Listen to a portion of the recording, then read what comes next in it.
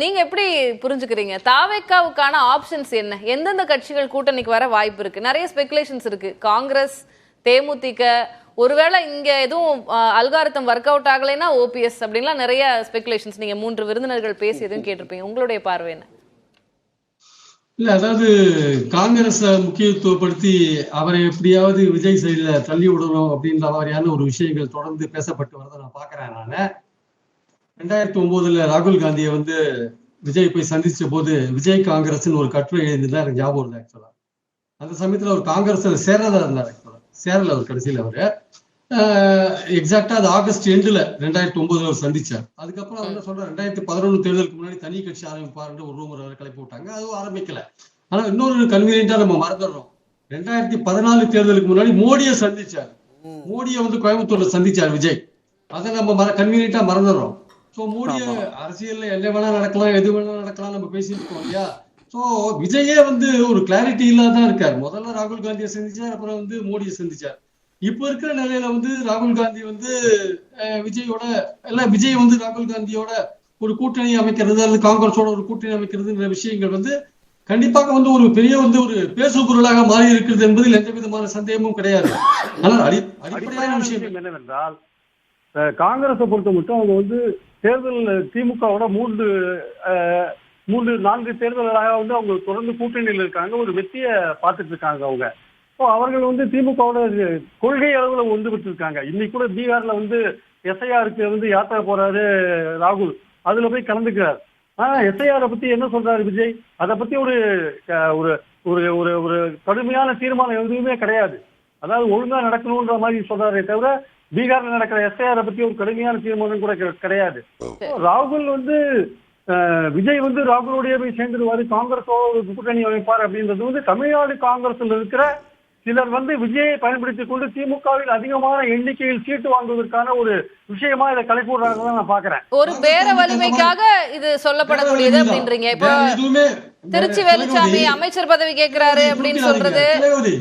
சொல்லுங்க, நீங்க குறுக்கிடாதீங்க, நான் பேசுறேன். சரி சரி, நான் அரங்கத்துல இருந்தா உங்களுக்கு பதில் சொல்றேன். புரியுது. அதாவது வேற வலிமைக்காக சிலர் அதை கிளப்பி விடுறாங்க. நான் இன்னைக்கு சொல்றேன், எழுதி வச்சுக்கோங்க. காங்கிரஸ் திமுக கூட்டணி பிரிக்க முடியாது, பிரியவும் பிரியாது. இப்ப எழுதி வச்சுக்கோங்க. ஏன்னா காங்கிரஸ் ஐக்கமாட்டு அந்த அளவுக்கு இருக்கு. நிச்சயமாக சேராதுங்க. விஜய் கூட சேராது. விஜய் அவருடைய அன்டெஸ்டடாக இருக்கிற அவருடைய செல்வாக்கு என்னன்னு தெரியாது. ஆனா விஜய் ஒரு பாப்புலரான நடிகராக இருக்கார்.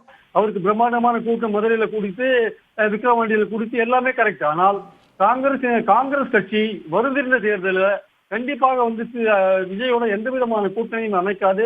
அதற்கான வாய்ப்புகள் கிடையாது. ஆனால் காங்கிரஸில் இருக்கிற சில பேர் இந்த விஷயத்தை கலப்பி விடுறாங்க. காரணம் என்னன்னா, திமுகவிடம் அதிகமான சீட்டுகள் வாங்குவதற்கான ஒரு ட்ரம்ப் கார்டை அதை பயன்படுத்துறாங்கன்றதான் என்னுடைய கருத்து.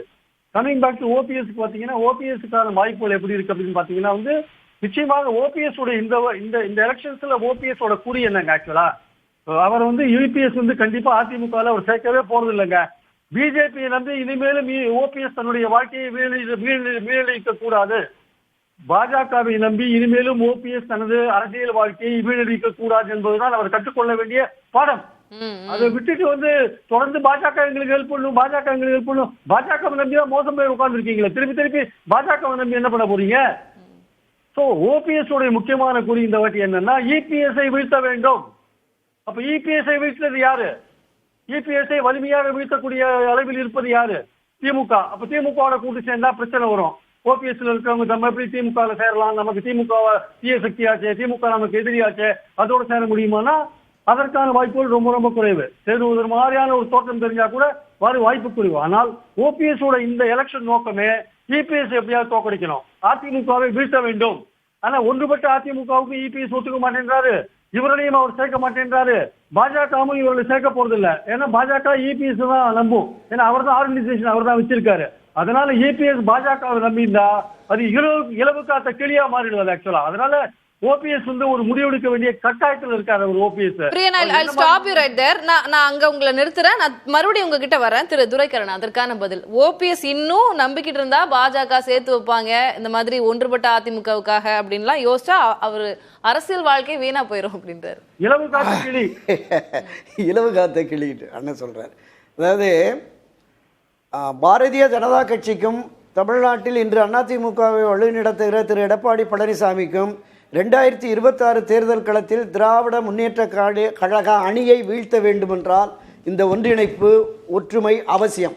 இதை பாஜகவும் எடப்பாடி பழனிசாமியும் உணராமல் இதே பிடிவாத நிலையில் இருந்தால் மரியாதைக்குரிய சகோதரர் பிரியன் சொன்ன மாதிரி எடப்பாடியை வீழ்த்துவதற்கான எல்லா வேலைகளையும் தென் மாவட்டங்களில் 16 நாடாளுமன்ற தொகுதிக்கு உட்பட்ட 96 சட்டமன்ற தொகுதிகளில் கணிசமான வாக்குகள் மரியாதைக்குரிய ஓபிஎஸ் அவர்களுக்கும் திருமதி சசிகலா தினகரனுக்கு இருக்கு. அது எதிரான நிலைப்பாட்டை எடுப்பார்களே ஆனால் நிச்சயமாக அதிமுக பாஜக கூட்டணி 2024 விட மோசமான தோல்வியை சந்திக்கும். பிரியன், அப்போ ஓபிஎஸ்க்கு விஜய் தாவேக்கா ஒரு ஃபார்மிடபிளான ஒரு ஆலியா அப்படி இருக்க மாட்டாங்களா? அப்படி யோசிக்க மாட்டாரா ஓபிஎஸ்? அங்க ஒரு சின்ன விஷயம் இருக்கு திலகவதி. ஆக்சுவலா பாத்தீங்கன்னா தாவேக்காவனால அதிமுக நிக்கிற தொகுதிகளில் அதை வீழ்த்த முடியுமான்ற ஒரு கேள்வி இருக்கு. அதோட செல்வாக்கு நமக்கு இன்னும் கணிக்க முடியாத இருக்கு. அதுக்கு வாக்கு வரத்துக்கான வாய்ப்புகள் நிறைய இருக்கு. தாவேக்காவுக்கு வாக்கு வருவதற்கான வாய்ப்புகள் நிறைய இருக்கு. அதை விஜய் எப்படி எக்ஸ்ப்ளாய்ட் பண்ண போறாரு, எப்படி அதை தகவமைத்துக் கொள்ள போறாருன்றது நமக்கு தெரியாது. அவருக்கு திமுகவுக்கு போற பாஜக எதிர்ப்பு வாக்குகளை வாங்குறதுக்கு வாய்ப்பு இருக்கு. அதே மாதிரி பாஜக எதிர்ப்பு வாக்குகளை வாங்குவாரு. அதே மாதிரி திமுக எதிர்ப்பு வாக்குகள் அதிமுகவுக்கு போற சீமானுக்கு போற திமுக எதிர்ப்பு வாக்குகளை வாங்குறதுக்கு வாய்ப்பு இருக்கு. அவருடைய ரசிகர்கள் வாக்குகளை வாங்குறதுக்கு வாய்ப்பு இருக்கு. சீமானுக்கு இத்தனை நாள் போட்டிருந்த இளைஞர்களோட வாக்கு வாங்குறதுக்கான வாய்ப்பு இருக்கு.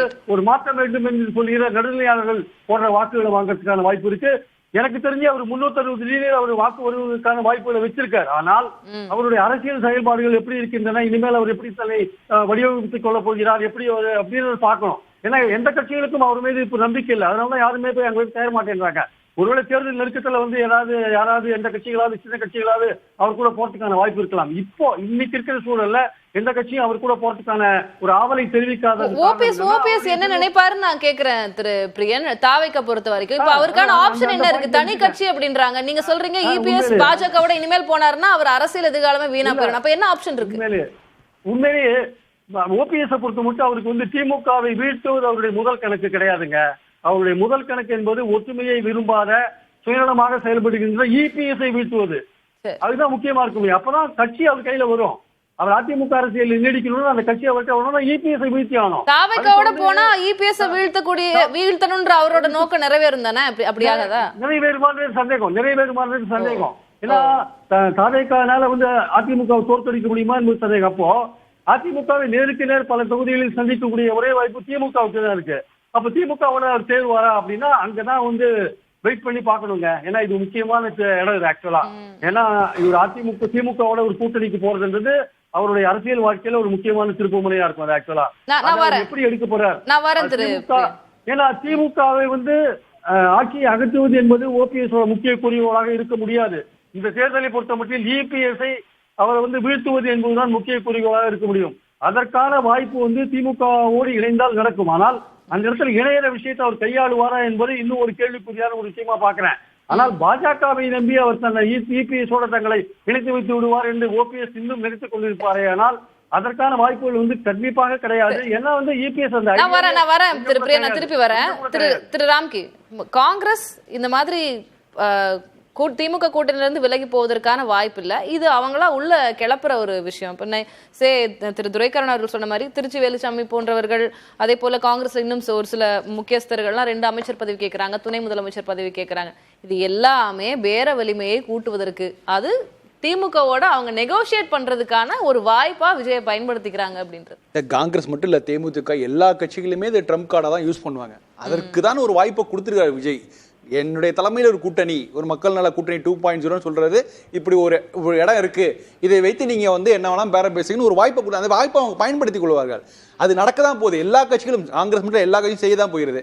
அடுத்த கட்டமா இந்த பேரங்களை தாண்டி சரி இவங்க காங்கிரஸ் கேட்கிற அவங்க எதிர்பார்க்கிற எல்லா இடங்களையும் திமுக கொடுத்த பிறகு கூட ஒரு மனநிறைவு அடையாமல் அடுத்த கட்டத்தை நோக்கி காங்கிரஸ் போவாங்களா அப்படிங்கிறது நம்ம அந்த ஸ்பெகுலேஷன் தான் நம்ம பேசுறோம். ஒருவேளை ஏதோ ஒரு கேட்குறாங்க, எவ்வளோ கேட்க முடியும்? காங்கிரஸ் எல்லாம் 24 தொகுதியில் கேட்கலாம். போன தடவை அப்படிதான் 24, 25 தொகுதிகளும் கேட்கலாம். ஸோ இப்போ 30 தொகுதியில் கொடுக்குறாங்கன்னு சொல்லலாம் திமுக.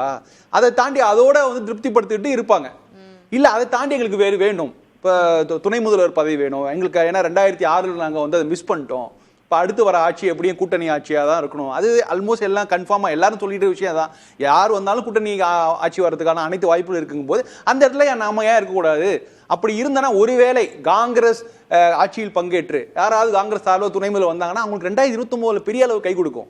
பெரிய அளவில் அவங்களுக்கு வந்து தேசிய அளவில் பெரிய அளவுக்கு அந்த கால்குலேஷனோட இருந்து இல்லை நம்ம ஏதாவது நம்மளுடைய இதுதான் இறுதி வாய்ப்பு, நம்மளுடைய இதை பலத்தை காமிக்கலாம் அப்படின்னு நினைச்சு செய்தால் ஒருவேளை அந்த மாதிரியான விஷயங்கள் நடக்கலாம். தாவேகோட பேச்சுவார்த்தை நீங்க ட்ரம்ப் கார்டு தான் இல்ல, அதுல நம்ம சந்தேகமே கிடையாது. அதுக்கெல்லாம் திமுக ஈல்ட் ஆயிருமா என்ன? இல்ல திமுக நீங்க இது ஒருவேளை இன்னொரு காரணம் பாருங்க, திமுகவை எதிர்பார்க்கலாம்ல. நீங்க ஒருவேளை காங்கிரஸ் விஜய் பக்கம் இருந்துச்சுங்களேன், நீங்க வந்து விஜயை எதிர்கொள்வது அவங்களுக்கு ரொம்ப எளிதா இருக்கும். ஏன்னா இப்ப 2 ஆப்ஷன் வந்துச்சு உங்களுக்கு. பாஜகவை எதிர்ப்பதற்கு 2 கட்சிகள், ஒன்னு திமுக தாவேகா. சோ அதே நேரத்தில் வந்து நீங்க வந்து ஒரு தமிழ்நாட்டில் ஒரு அரசியல் சூழல் மாதிரி ஒரு அமைதியான சூழல் வந்துரும். இப்ப நீங்க இருதுருவமா நின்றுட்டு இருக்குல்ல, இப்ப அப்ப வந்து நீங்க விஜயோட இந்த கூட்டணி வந்து பெரியா தெரிய ஆரம்பிச்சிடும் உங்களுக்கு. 3வது இடமா ஒரு நான் என்ன கேக்குறேன் ராம்கி, அப்படி நெகோசியேஷன்லாம் வைக்கிறாங்கன்னா சரி போய்க்குங்க அப்படின்ற மாதிரி ஒரு டோன் எடுக்க மாட்டாங்களா திமுகல? ஏன்னா அவங்க போக மாட்டாங்கன்ற நம்பிக்கை அவங்களுக்கு இருக்கும்ல. இது வெற்றி கூட்டணி. ஸ்டாலின் கொடுக்க போற சீட் இல்ல பதவி அப்படின்ற அந்த ஒரு சொல்லாடலும் இருக்கு. நான் திரு அயனாதன் சீட்டு மட்டும் இல்ல, இன்னொரு முக்கியமான விஷயம், அதாவது இப்ப இந்த 10 ஆண்டுக்கு முன்னாடி ஒரு எப்படிப்பட்ட ஒரு எதிர்பார்ப்பு இருந்ததுன்னா சிறுபான்மை வாக்குகள் காங்கிரஸ் தான் இருக்குங்கிற ஒரு மாதிரி தோற்றம் இருந்தது. இன்னைக்கு அப்படி காங்கிரஸ் போய் தாவேகா இங்க போய் சேர்ந்துருச்சுங்களா, ஒட்டுமொத்தமா சிறுபான்மை வாக்கு இந்த பக்கம் போகுது, திமுக விட்டு விலகி செல்லுங்கிறது. அதனால திமுக பதட்டம் ஒரு விட்டு கொடுக்க மாட்டாங்க. ரொம்ப சுருக்கமா சொல்லுங்க, நான் ஒரு பிரேக் போக வேண்டிய டைம். அப்படி திமுக விட்டுருவாங்களா? அந்த நெகோசியேஷனுக்கு அவங்க ஈல்ட் ஆயிருவாங்களான்னு கேக்குறேன். காங்கிரஸ் வந்துட்டு திமுக பிரஷர் கொடுக்குற அளவுக்கு இங்க ஒரு பெரிய கட்சி கிடையாது. ஹோல்ட் இல்ல. ரைட், நம்ம பேசலாம், நம்ம அது குறித்து பேசலாம். இதெல்லாம் பேர வலிமையை கூட்டுவதற்கான விஜய் ஒரு ட்ரம்ப் கார்டா பயன்படுத்திக்கிறாங்களா, இல்ல உண்மையாகவே கூட்டணிக்கு சென்று அது ஒரு நல்ல ஸ்ட்ராங்கான கூட்டணியா? அவரே ட்ரம்ப் கார்டா இல்ல, சரி, ஒரு ஸ்ட்ராங்கான பயன்படுத்த முடியும் கூட்டணியா ஃபார்ம் ஆகி எலெக்ஷனை சந்திக்கக்கூடிய எண்ணங்கள் இருக்கிறதா கட்சிகளுக்கு அப்படின்றத பத்தி நம்ம பேசலாம்.